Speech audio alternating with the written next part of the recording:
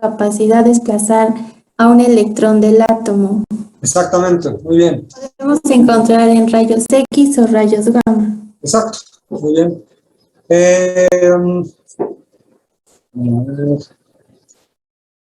Hugo Nava, recuérdanos, cuando hablamos de cirugía, en las anteriores clases,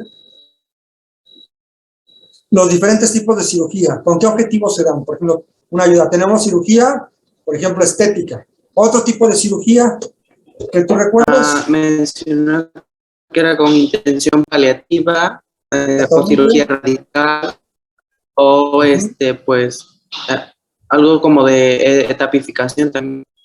Exactamente. Recuerden que también había cirugía preventiva o reductora de riesgo, por si tenías alguna alteración o lesión predisponente o alguna mutación, bueno, antes de que pudiera desarrollar ese cáncer, ¿no? Muy bien. Bueno, vamos a seguir hablando ahora de radioterapia. Ya lo último que nos falta de radioterapia. Bueno, muchas felicidades, Aymed. Tienes muchas felicidades en el chat para que las cheques. Bueno, vamos a compartir la pantalla.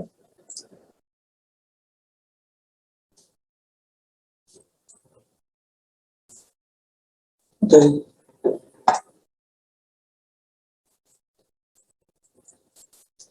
Recordando un poco lo de la radiación ionizante y no ionizante que ya habíamos visto. Recordando lo de la ionización, que era quitar el electrón de un átomo. Recordando cómo hace la radioterapia el efecto sobre las células tumorales, que uno era mediante un efecto indirecto, que era por parte de la radiólisis de la formación de radicales libres y que eso dañaba al ADN tumoral, o la otra era tener un efecto directo, por la ionización directamente a nivel del componente, del material genético. El aparato de radioterapia, en la actualidad se llama así, acelerador lineal. Es así como se llama el aparato de radioterapia, acelerador lineal. No nos vamos a aprender, obviamente, en qué consiste un acelerador lineal, pero más o menos para que lo conozcan es algo así. Tiene un generador de radiofrecuencia, una guía, una pistola de electrones, que es la guía de ondas, que es más o menos lineal. De ahí el nombre de acelerador lineal, porque podría decir que es un acelerador de partículas, ¿no? Y que es lineal. Ya después aquí viene un blanco, un filtro, y después sale todo el haz de radiación, que va dirigido hacia una parte específica del cuerpo que se quiera radiar. Entonces, en vivo, como es una máquina de radioterapia, un acelerador lineal, viene todo lo que acabamos de comentar y finalmente aquí sale el rayo. Y aquí el paciente o la paciente pone el sitio o puesta, dependiendo de dónde se vaya a radiar. Bueno, como les comenté, actualmente se llaman aceleradores lineales. Pero las máquinas de radioterapia viejitas utilizaban una fuente de radioterapia que se llamaba cobalto 60.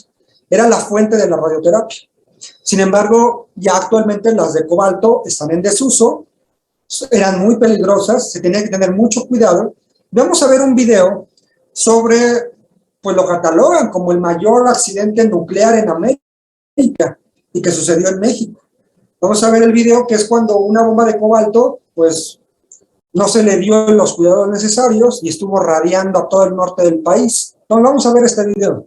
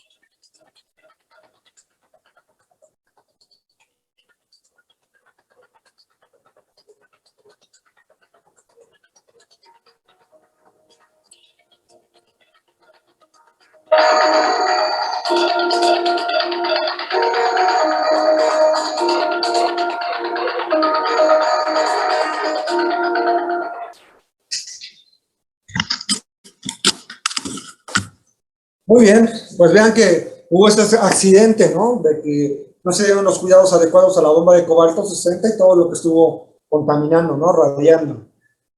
Entonces, la verdad es que, pues siempre tengan cuidado con lo que transportan en sus coches, ¿no? O en sus camionetas, ¿no? No debe ser algo radiactivo y la verdad es que no solamente los efectos secundarios que ahí se ponen, se asocia con muchos tipos de cáncer, no solamente de huesos que ponen ahí, ¿no?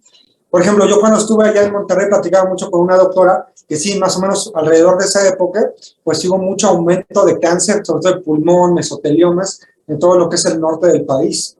Y todavía seguramente hay material radioactivo y que las personas van a desarrollar todavía cáncer a mediano y a largo plazo.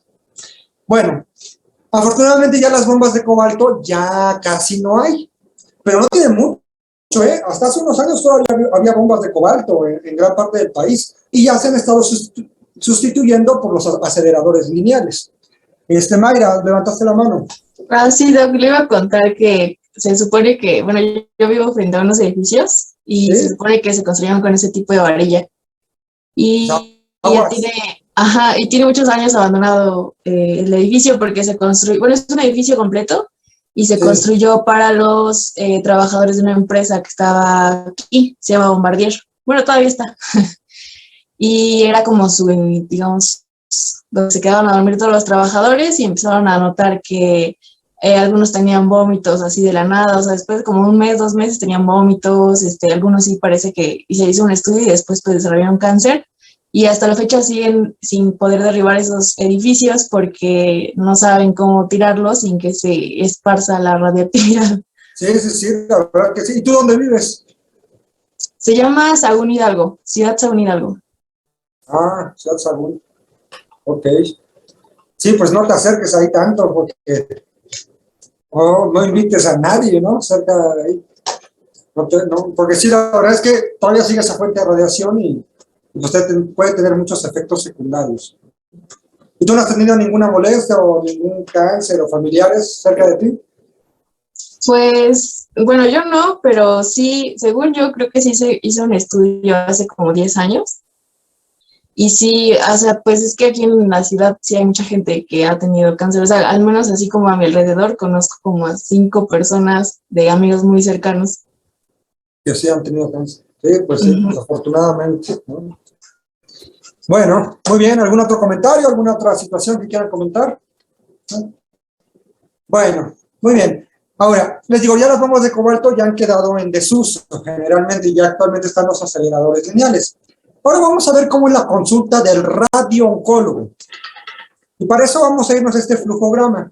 Este lo tienen ahí en su manual. Obviamente no es que se lo aprendan de memoria, ¿no? Vamos a ver cómo es que entra la consulta, ¿no? Miren, el primer paso, pues obviamente donde el médico de radioterapia, pues revisa el caso, considera si es candidato o no es candidato a la radioterapia, qué intención de la radioterapia, si es adyuvante como parte de un tratamiento radical o paliativa.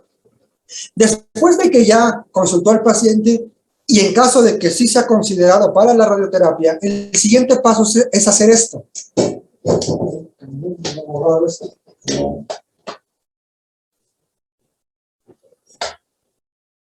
El siguiente paso es la simulación. ¿Y en qué consiste la simulación?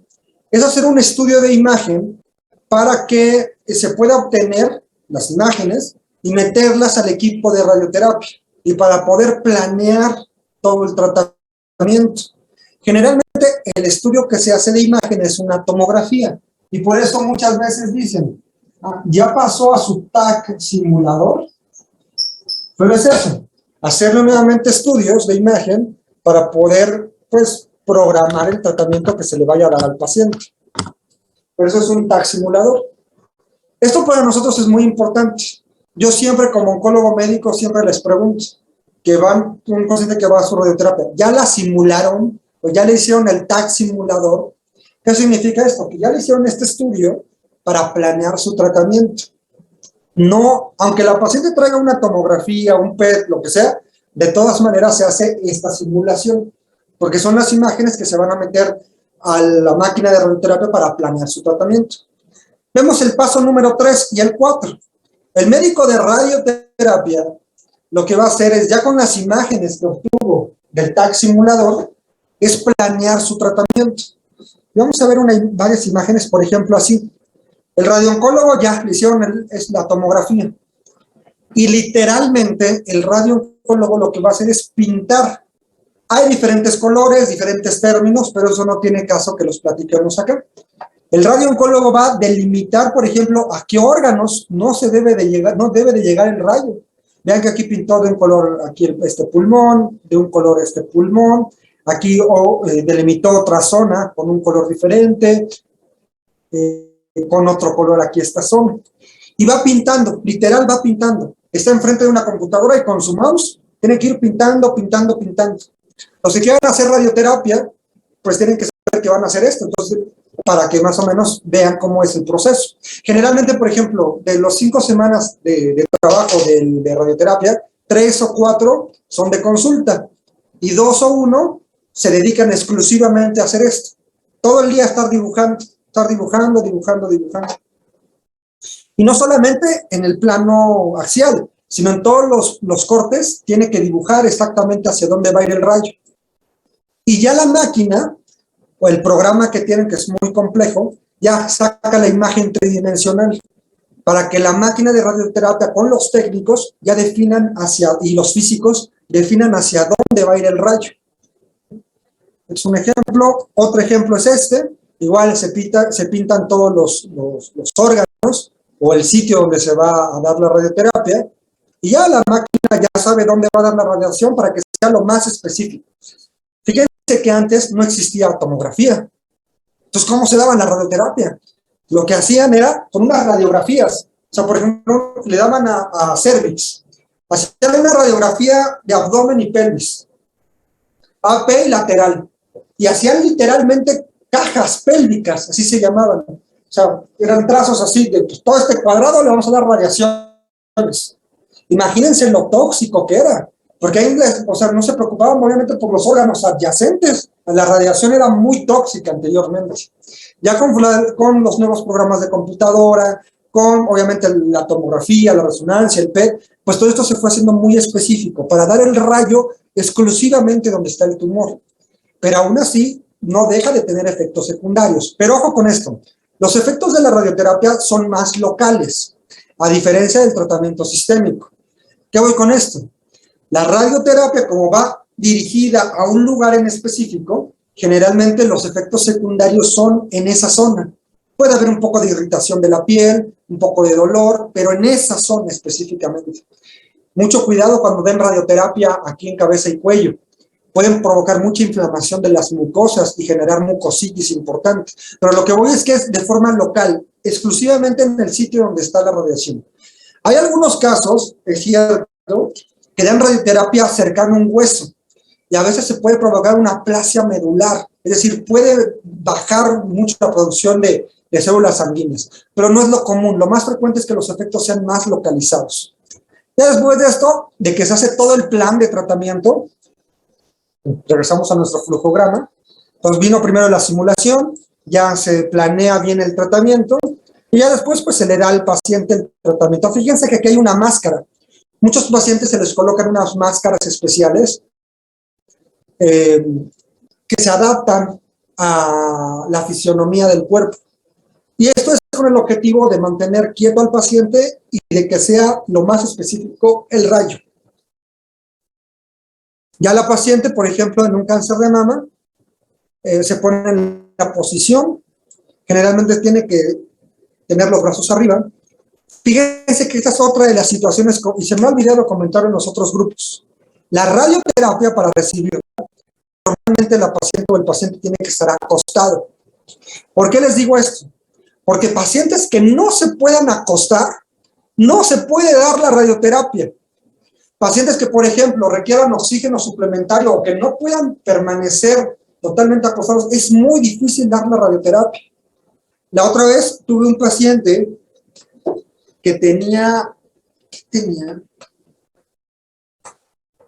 no me acuerdo si era epilepsia o tenía otra situación. El problema es que no se podía estar quieto. Y cuando dan la radioterapia, pues tiene que el paciente estar totalmente sin movimiento para que el rayo no vaya a ir a otras partes del cuerpo. Entonces, también si el paciente no puede estar en una posición por cualquier razón, tampoco se puede dar radioterapia. O si el paciente, les digo, muchos pacientes no pueden estar totalmente acostados por disnea, porque no pueden, por cualquier condición, no se puede dar tratamiento con radioterapia. Generalmente, como vemos acá, es un cuarto blanco y en la parte de arriba siempre ponen esto, como unos pegotes ahí para que el paciente sienta que está en el bosque, ahí todo tranquilito, ¿no? Y pueda recibir su tratamiento lo más calmado posible. Obviamente, arriba de esto no hay esto. Arriba de esto, generalmente hay más camas y más pisos, ¿no? Pero bueno, esto se le hace para que el paciente tenga la mayor tranquilidad posible. Y en caso de niños, muchos de ustedes seguramente han visto imágenes donde arreglan como si fuera una caricatura, como si fuera un submarino, en que el paciente va a entrar y así. El tratamiento como tal de la radioterapia es muy corto, dura entre 5 y 10 minutos. Pero, como ya hemos visto en la anterior clase, muchas veces los tratamientos se fraccionan por varios días, entonces tiene que estar constantemente yendo al paciente. Bueno, pues eso es de radioterapia. ¿Alguna pregunta que hayan tenido de radioterapia? Es algo así en muy grandes rasgos, pero para que tengan el conocimiento, ¿no? Recuerden lo del TAC simulador, lo de que se tiene que fraccionar, cuántos grays, en cuántos días. Recuerden que no tiene que estar aislado el paciente, que le dan este tipo de radioterapia. Si es de radionúclidos, ahí sí. Pero si es radioterapia externa, no es necesario aislar al paciente. Bueno, ahora vamos a pasar a Luz del Carmen Martínez. Sí, doctor. No sé si mi pregunta sea muy obvia o muy tonta, pero ¿la radioterapia como tratamiento adyuvante solamente es para los tumores malignos o también se pueden utilizar en algunos benignos? Mira, generalmente solamente se utilizan en tumores malignos. Y no solamente de la cuestión de tumores sólidos. También, por ejemplo, se utilizan para neoplasias hematológicas. Se puede utilizar la radioterapia.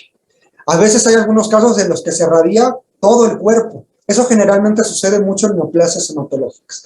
Pero en la mayoría de los casos es para tumores malignos, ya sea tumores sólidos o neoplasias hematológicas. ¿Ok? ¿Alguien más tiene alguna otra pregunta? Bueno, entonces ahora vamos a continuar con otro tipo de tratamientos. Ahora vamos a hablar sobre el tratamiento sistémico. Y recordando el tratamiento sistémico, hemos comentado que vamos a tener aquí a la quimioterapia, vamos a tener a la hormonoterapia, a la terapia blanco y a la inmunoterapia. Quimioterapia, hormonoterapia, terapia blanco, inmunoterapia. Hoy vamos a hablar de quimioterapia. Las próximas clases vamos a hablar de cómo actúa la hormonoterapia, cómo actúa la terapia blanco y cómo actúa la inmunoterapia, porque son efectos totalmente diferentes. Pero sí tenemos que tener una idea como médicos de primer contacto, sobre todo por los efectos secundarios que pudieran tener.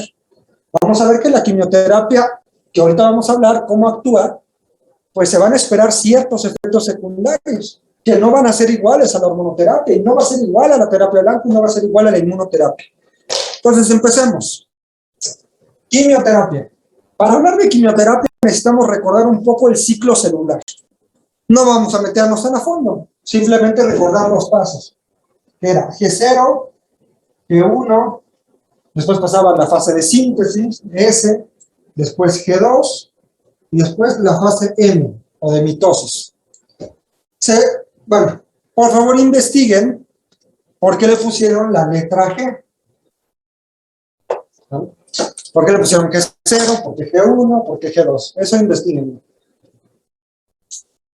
La quimioterapia va a actuar específicamente sobre el ciclo celular. Vamos a ver ahorita que algunos medicamentos son específicos de algún paso y algunos otros no distinguen. Pueden actuar en cualquier parte del ciclo celular. Pero donde más actúa la quimioterapia es en dos fases. En la fase S y en la fase M. Porque son las más importantes. Recordando un poco, ¿qué sucede en la fase S? En la fase S se va a duplicar el ADN, se van a duplicar los cromosomas, se duplica el ADN. Y en la fase M, ¿qué pasa? Pues la célula se divide. La célula se divide.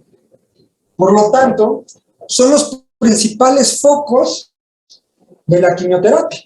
Si yo afecto o si yo altero cuando se esté duplicando el ADN tumoral, que mejor.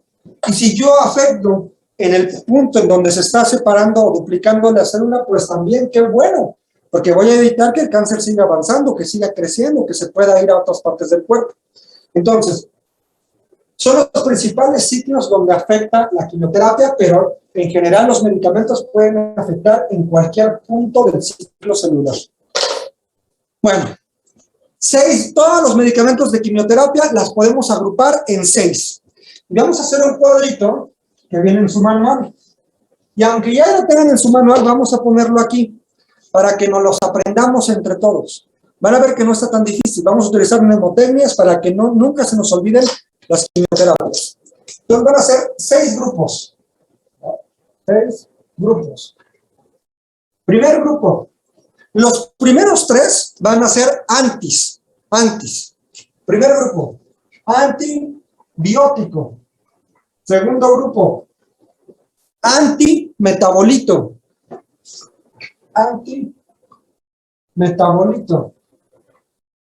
Tercer grupo, antimicrotúbulo.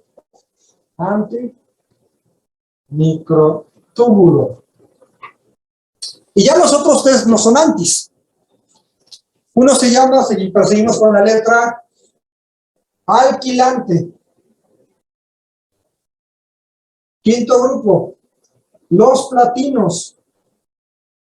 Sexto grupo, los inhibidores de topoisomerasa. Entonces son 6 grupos donde podemos poner a todas las quimioterapias. Antibióticos, antimetabolitos, antimicrotúbulos, alquilantes, los platinos y los inhibidores de topoisomerasa. De todos estos medicamentos vamos a hablar sobre su mecanismo de acción, en qué fase del ciclo celular, si es que tienen y afectan con mayor importancia, y finalmente ejemplos. Entonces vamos a empezar con los antibióticos tumorales. ¿Cuál es el mecanismo de acción de los antibióticos? Como todo antibiótico, lo que va a hacer es afectar a enzimas que intervengan en la duplicación del ADN. Entonces, afecta enzimas que intervienen en la duplicación del material genético, que intervienen en la replicación del ADN. Uno podría decir, bueno, si los antibióticos actúan cuando se está duplicando el ADN, pudiéramos decir que el ciclo o la fase del ciclo celular donde actúan más es en la fase S. Y aunque pudiera ser que sí, que es en la fase S donde más acción tienen los antibióticos, la verdad es que no son tan específicos de la fase S. Pueden actuar en cualquier parte del ciclo celular. Entonces vamos a ponerle aquí no específico. No es específico de algún punto en especial. Pueden actuar en cualquier parte del ciclo celular. Y para recordar cuáles son los antibióticos antitumorales, vamos a utilizar esta mnemotecnia. Antibióticos. Nos tiene que recordar a los antibióticos más famosos que existen. Penicilina y ceftriaxona. Y entonces, medicamento de quimioterapia que termine en ina o que termine en ona, van a ser antibióticos antitumorales. No es que se los aprendan, simplemente recordemos, penicilina y ceftriaxona, ¿termina en ina o termina en ona? Entonces, todas las quimioterapias que terminan en ina o en ona van a ser antibióticos antitumorales. Ejemplos: doxorubicina termina en ina. Epirubicina termina en ina. Mitomicina termina en ina. Mitojantrona termina en ona. Mitojantrona. Bleomicina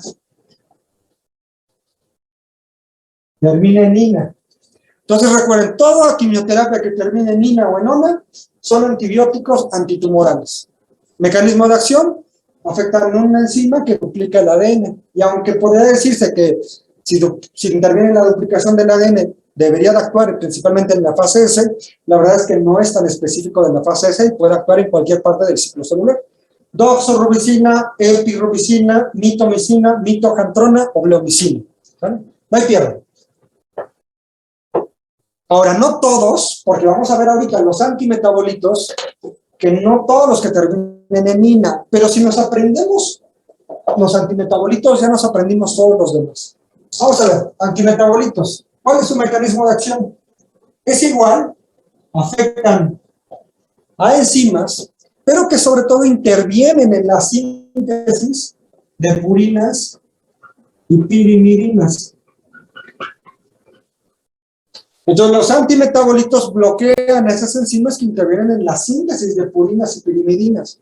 Y aquí sí actúan sobre todo en la fase S de síntesis, de duplicación del material genético. Y esta no he encontrado una mnemotecnia para acordarnos de los antimetabolitos. Son muy buenos. A ver si alguno le encuentra alguna forma de acordarse de los antimetabolitos. Yo lo que les podría decir es que son, la forma de acordarnos es que son los más famosos. Los más famosos. ¿Y cuáles son los más famosos?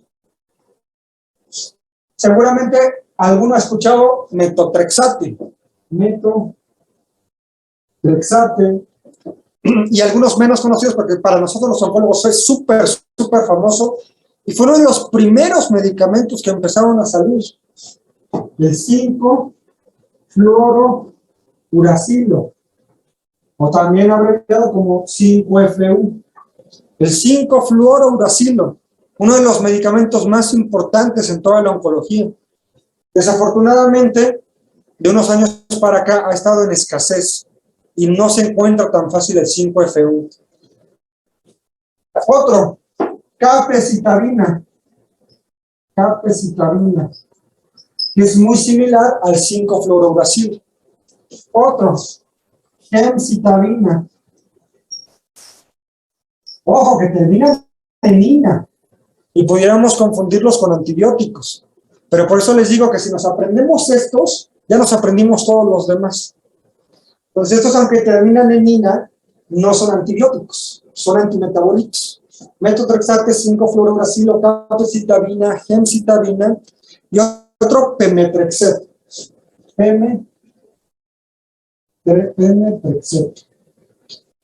Pemetrexate. Esos a lo mejor, sí, aprendérselos. O si alguien encuentra una forma de aprendérselos, bienvenida y que nos la comparta. Hoy piensen de cómo aprenderse estos. Metotrexate, 5-fluorouracilo, capecitabina, gemcitabina y pemetrexate. Siguiente medicamento. Los antimicrotúbulos. No sé si se acuerdan en sus clases de biología celular que eran los microtúbulos, pero recordando un poco, eran esas estructuras tubulares que se formaban ya cuando la célula se iba a dividir, cuando ya se iba a generar una nueva célula. Eran estas cosas tubulares que aparecían. Pues vamos a hacer un dibujo para recordar los antimicrotúbulos.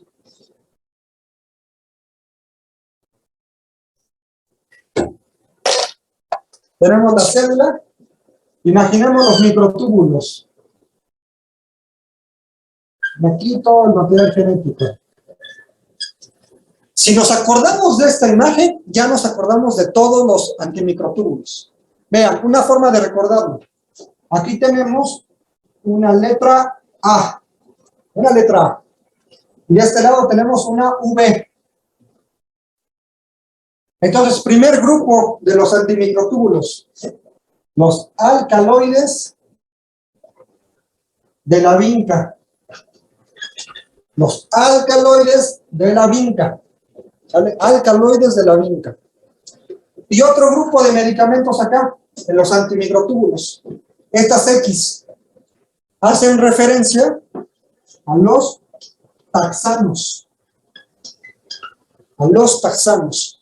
Son los dos grupos de medicamentos que están dentro de los antimicrotúbulos. Los alcaloides de la vinca y los taxanos. Bueno, ¿cómo es que actúan? ¿Cuál es el mecanismo de acción de los antimicrotúbulos? Pues su palabra lo dice. Bloquean a los microtúbulos. Si tú inhibes, bloqueas a los microtúbulos, no vas a permitir que la célula tumoral se divida. Y como esta formación de microtúbulos prácticamente ya sucede cuando va a entrar en mitosis la célula, entonces, ¿en qué fase actúa? Actúa en la fase M de mitosis, que es ya cuando va a separarse la célula. Ejemplos de los alcaloides de la vinca. Vamos a borrarlo de arriba para que no nos distraiga.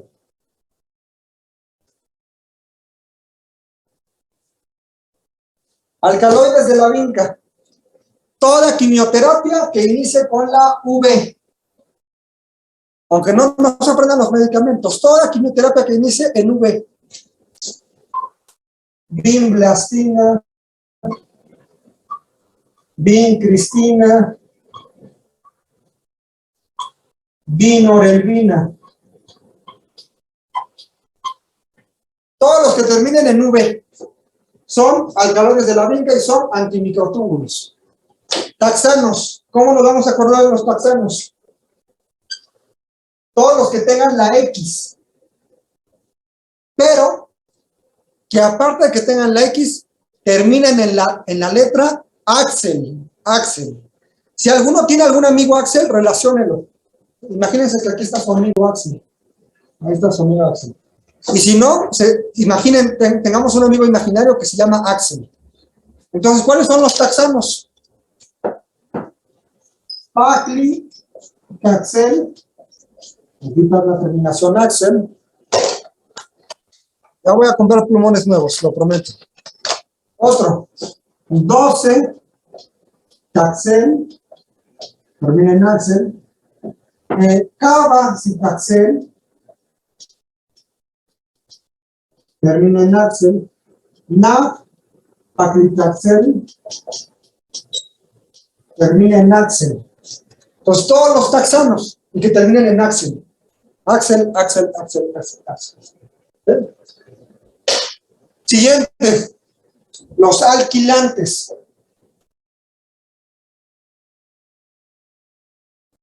Alquilantes.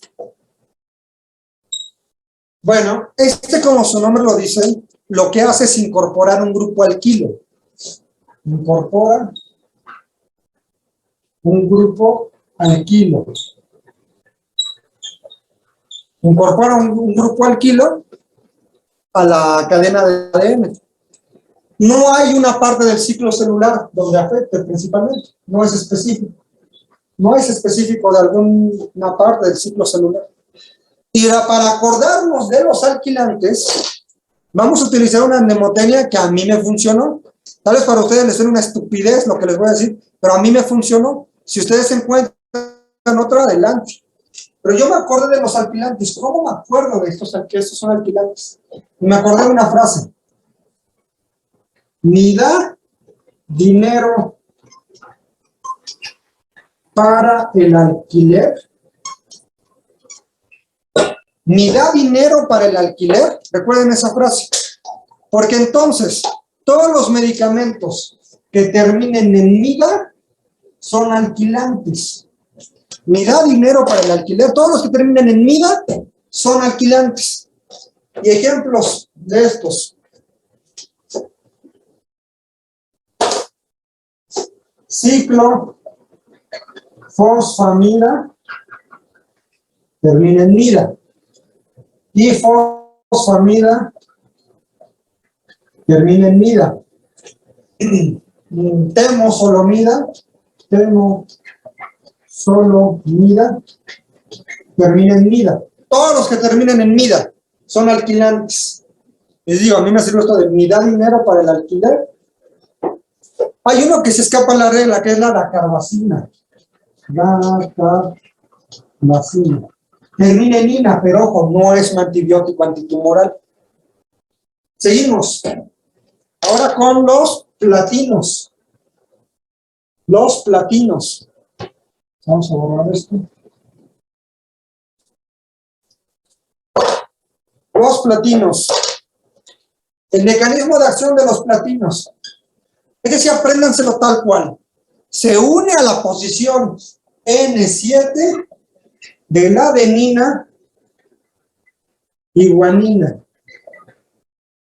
Se une a la posición N7 de adenina y guanina. Así, apréndanselo así tal cual. Se une a la posición N7 de adenina y guanina. Los platinos. Y lo que va a hacer es que al unirse a esta posición va a generar enlaces. Genera enlaces. Estos enlaces muchas veces es con la misma cadena o algunas veces con la cadena contraria. Enlaces con la misma cadena o con la cadena contraria. Entonces, con la misma cadena o con la cadena contraria o opuesta. Del ciclo celular no es específico, tampoco de alguno. No específico. Y ejemplos de platinos, todo lo que termina en platino. Cisplatino, carboplatino, cisplatino, carboplatino, oxaliplatino. Entonces recuerden, se une a la posición N7 de adenina y guanina, va a formar enlaces, ya sea con la misma cadena o con la cadena opuesta. No es específico de algún ciclo, de alguna parte del ciclo celular, y ejemplos, todo lo que termina en platino. Platino, platino, platino. ¿Todo bien acá? ¿Vamos bien? ¿Todos? Ya vimos, entonces recuerden, antibióticos, antimetabolitos, antimicrotúbulos, los alquilantes y los platinos. Llevamos 5. Y nos vamos al último, los inhibidores de topoisomerasa. Bueno, para entender los inhibidores de topoisomerasa, vamos a irnos a unos audífonos. Bueno, es lo que les quería enseñar, ¿no? Ahí está. Este es un material genético. Estos son mis audífonos. Y todos hemos tenido unos audífonos así, ¿no? Bueno, supongamos ahora que estos cables de los audífonos es el material genético. Para que el material genético se pueda guardar en la célula, se tiene que súper compactar. No has visto algunas veces alguna publicación que han hecho en internet, de que si tú desdoblaras el material genético de cada célula, sería como unos 8 metros, creo. O sea, sería inmenso, inmenso. Y todo se compacta y se guarda en la célula. Imagínense en algo microscópico, que se tenga que guardar el ADN. Ahora, cuando se va a duplicar la célula, pues tiene que pasar por todo el ciclo celular. Y en la fase S, o de síntesis, donde se tiene que duplicar el material genético, pues ¿cómo se va a duplicar esto si está totalmente enredado? ¿Están de acuerdo, no? Está súper compactado. ¿Cómo lo voy a duplicar? Bueno, para que el ADN se pueda duplicar, se tiene que desdoblar. Y ya una vez desdoblado, ya ahora sí, se puede duplicar todo el material genético. Quienes se encargan de desdoblar el material genético son las topoisomerasas. Maldita sea. Todos no pintan. Topoisomerasas. Estas topoisomerasas son las que van a desdoblar el material genético para que se pueda duplicar el ADN. Si no hay topoisomerasas, no se puede duplicar y no se puede generar una nueva célula, no se podría. Hay dos tipos de topoisomerasas. La topoisomerasa 1 y la topoisomerasa 2. Vamos a dibujar aquí el material genético. Y súper enredado.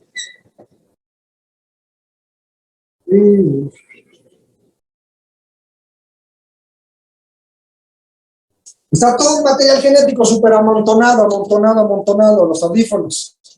La topoisomerasa 1 lo que va a hacer para desdoblar todo este despapalle que tiene el ADN es, ¿sabes qué? Corto una cadena, la topoisomerasa 1. Corto una cadena, es decir, si tengo todo mi material genético aquí, agarro un pedacito de este, una cadena, aquí está, y la corto. ¿No? Y ya al cortarla, la puedo desdoblar un poquito mejor, y ya que la tenga desdoblada, vuelvo a juntar esa cadena que corté. Y ya está. Ahorita vamos a ver un video para que se explique mejor. Lo que hace entonces la topoisomerasa es corto una cadena, se desenreda y ya después la vuelvo a unir. Y la topoisomerasa 2 lo que hace es más fácil, es más práctica, dice. Bueno, ¿por qué cortar una cadena? Mejor corto ambas, corto las dos cadenas, desenredo y ya después vuelvo a pegar y ya se desenredó el ADN. Eso es lo que hacen las topoisomerasas. Vamos a ver un video para que esto quede más claro.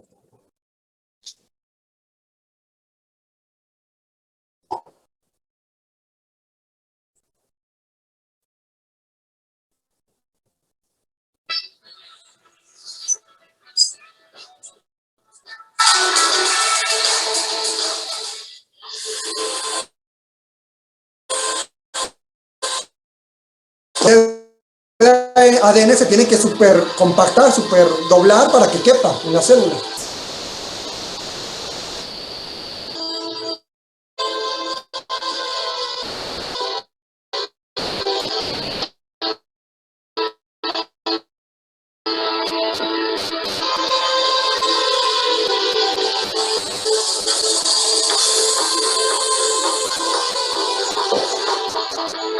Entonces, ahora vienen las topoisomerasas. Viene la topoisomerasa 1. Hay uno A y uno B, pero no nos metamos en problemas. Viene la topoisomerasa 1. Vean, corta una cadena, la desdobla y después la vuelve a pegar. Vamos a ver ahora lo que hace la topoisomerasa.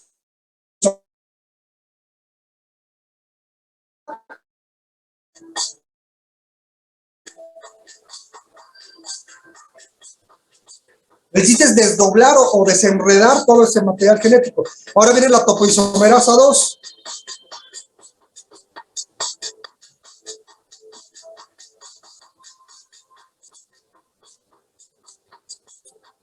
Corta dos cadenas, desdobla y ya después las vuelve a pegar.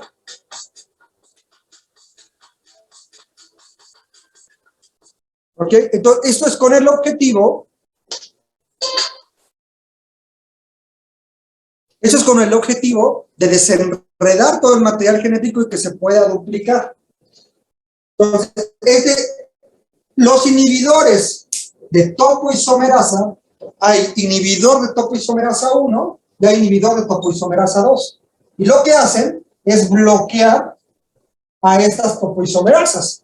Si tú bloqueas al que está desenredando el ADN para que se pueda duplicar, pues el ADN va a seguir totalmente compactado y no se va a poder duplicar. ¿Sí todos captan esa idea? O sea, sigue totalmente enredado el ADN. Entonces, la parte del ciclo celular donde actúa principalmente, ahí sí hay un punto que es la fase S, que es donde se va a duplicar el ADN. Si tú lo tienes súper enredado, no puede pasar a la fase S y es donde más actúan los inhibidores de topoisomerasa. Y ejemplos, inhibidores de topoisomerasa 1 son los que tengan una T de topoisomerasa, pero que no sean de los otros. Por ejemplo, los platinos tenemos cisplatino, carboplatino, pero esos terminan en platino, entonces son platinos. Todos los que no sean de otro grupo y que tengan una T. Inhibidores de topoisomerasa 1, topotecan,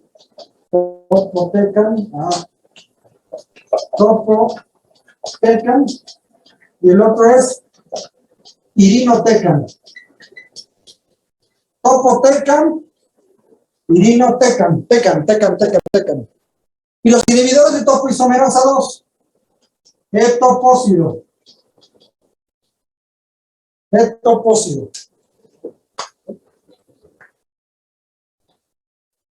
Muy bien, pues con esto ya terminamos las quimioterapias. ¿Alguien tiene alguna pregunta? Estúdienlo, repásenlo. No es que se aprendan los medicamentos de memoria, porque se les va a olvidar. Apréndanse los grupos, cómo relacionar cada uno de ellos, así van a ser pros, ¿no? Por ejemplo, si les digo, Mayra Espejel, levantaste la mano. Bueno, no sé, todavía tengo la duda de cómo es que se da cuenta cuál es la sana o actúa sobre todas las células, incluso. Sí, exactamente. Ese es el problema de la quimioterapia. Actúa sobre todas las células. Y qué bueno que haces esta pregunta, porque entonces todas las células que estén constantemente entrando a ciclo celular también se van a ver afectadas, porque el efecto es parejo. Entonces, ¿cuáles son las células que constantemente están entrando a ciclo celular? La piel, el pelo y todo el aparato gastrointestinal. De ahí los principales efectos secundarios de la quimioterapia: náusea, vómito, diarrea, irritación de la piel, que se caiga el cabello, porque son células que constantemente están entrando en ciclo celular y el efecto es parejo. Entonces, por esa situación, los efectos secundarios, ¿no? Otro, la anemia, las neutropenia, las trombocitopenias, porque también son células que constantemente están entrando a ciclo celular. Entonces, es parejo. Javier, ¿tenías otra pregunta? Sí, doctor. Bueno, ¿Sí? no es preguntas, bueno, con lo que decía de las mnemotecnias. Sí. Bueno, se me ocurrió una que a lo mejor igual es un poco tonta y tal vez no sirve mucho, pero pues a lo mejor ya a alguien le ayuda a tener alguna idea. A ver, échala. Bueno, ve que de ese grupo de los antimetabolitos son 5 medicamentos. Sí. Entonces, bueno, la mnemotecnia la basé en la letra inicial de cada medicamento y es 5 medicamentos para cáncer grave. Y cada una de las letras es la inicial del medicamento. El 5 del 5-fluorouracilo, medicamentos de metrotexate, para de pemetrexed. Ok, 5 medicamentos. 5 medicamentos para cáncer grave. Para cáncer grave, ok. Entonces 5 es Ajá, y tomando la letra inicial de cada parte. Y entonces 5 de 5-fluorouracilo, med de metrotexate, P de pemetrexed, ok. C de capecitabina. Ajá. Y grave de gemcitabina. Órale. Igual y pues no está así como, no hace recordar tanto, pero al menos da una idea de más o menos qué medicamentos. Y está perra, está padre la mnemotecnia, ¿no? Los 5 medicamentos para cáncer grave. Está buena, ¿eh? Está buena. Felicidades. Luz del Carmen, habías levantado la mano también. Sí, para esto, para la quimioterapia también aplican los 2 días que son de descanso, como en la... No, para la quimioterapia generalmente se ponen cada 21 días. Hay algunos esquemas que se ponen 5 días seguidos, o 2 días seguidos, o 3 días seguidos. Si es muy variable la quimioterapia, se pone cada 21 días. Por ejemplo, si es la aplicación de un solo día, se pone día 1, que es el día que cuentas, y a los 21 días otra vez. 21 días se dejan porque es el tiempo en el que el cuerpo se termina de recuperar de todos los efectos secundarios, de las toxicidades. Si son 5 días seguidos de quimioterapia, eso es un ciclo. Y el siguiente ciclo inicia 21 días después de haber iniciado el primero de los 5 días. O sea, generalmente la distancia siempre son 21 días. Ya sea que sea un esquema de un día, de 2 días o de 5 días, siempre empiezas a contar el primer día a partir del primer día que iniciaste con la quimioterapia. Y se repite nuevamente a los 21 días. Es un ejemplo rapidísimo. Si tú tienes aplicación de 5 días, tienen que pasar 21 días para otra vez 1, 2, 3, 4, 5. Y empiezas a contar a partir del primer día. De aquí a acá, 21 días. O sea, de tu primera aplicación de quimioterapia. Si es un esquema de 2 días, igual tienes que empezar a contar desde el primer día hasta el siguiente, 21 días. Si es de un solo día la quimioterapia, aquí y acá. Pero siempre tienes que dejar una diferencia de 21 días entre el inicio de las quimioterapias. Gracias. ¿Vale? Sí, es muy buena pregunta, fíjate, para hablarla con los otros grupos. ¿Alguien más tiene alguna otra pregunta? ¿No? Bueno, entonces pues sería todo por el día de hoy. Repasen lo que vimos hoy, está interesante. Ya nunca se les va a olvidar esto de las quimioterapias. Recuerden que las quimioterapias actúan en alguna parte del ciclo celular, muy diferente a la hormonoterapia, que la vamos a ver mañana, y es súper interesante cómo actúa la hormonoterapia. Mañana sí, vénganse despejados, porque vamos a hablar de hormonoterapia en cáncer de mama y cáncer de próstata. Y vamos a entender muchas cosas de cómo se tratan estos tipos de cáncer, y simplemente bloqueando alguna hormona. Eso lo vamos a ver mañana. Bueno, pues si no hay otra pregunta o otro comentario, cuídense y nos vemos el día de mañana. Que pasen bonita tarde y bonita noche. Gracias. Hasta luego. Gracias. Gracias, doctor. Gracias, doctor.